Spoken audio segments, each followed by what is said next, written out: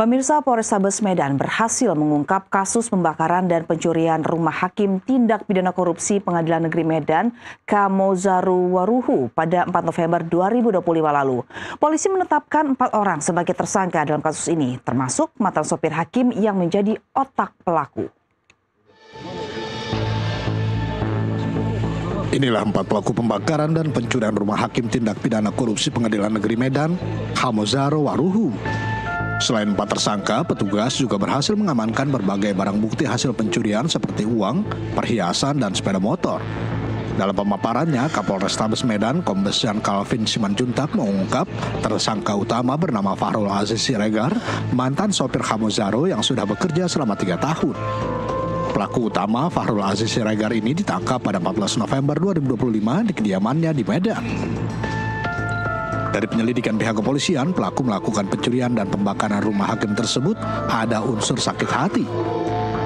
Selain Aziz, polisi turut meringkus 3 pelaku lainnya, yaitu Oluan Hamonangan Simamora yang bertugas membantu aksi pembakaran dan pencurian, Hariman Sitanggang berperan menjual perhiasan hasil curian, Medi Mehamat Amos Tabarus berperan membeli perhiasan curian tersebut. Dari penjualan perhiasan hasil curian, Aziz mendapat uang ratusan juta rupiah yang digunakan untuk membeli sepeda motor dan kebutuhan pribadi, dan sebagian uang diberikan kepada rekan-rekannya untuk uang tutup mulut. Rekaman CCTV menunjukkan pelaku memasuki kompleks dan meninggalkan lokasi pembakaran dalam waktu 15 menit. Pelaku masuk ke kamar utama, mencuri perhiasan, lalu menyiram beberapa bagian rumah dengan bahan bakar dan menyalakan api di beberapa titik untuk memastikan rumah benar-benar terbakar sebelum kabur. Kapolrestabes Medan juga menjelaskan bahwa pembakaran rumah hakim tipikor ini tidak terkait dengan perkara korupsi. Calvin juga menegaskan bahwa hingga kini penyidik tidak menemukan kaitan antara pembakaran ini dengan perkara korupsi yang sedang ditangani Kamozaru. Selama proses tersangka satu bekerja, itu setidaknya 3-4 kali keluar masuk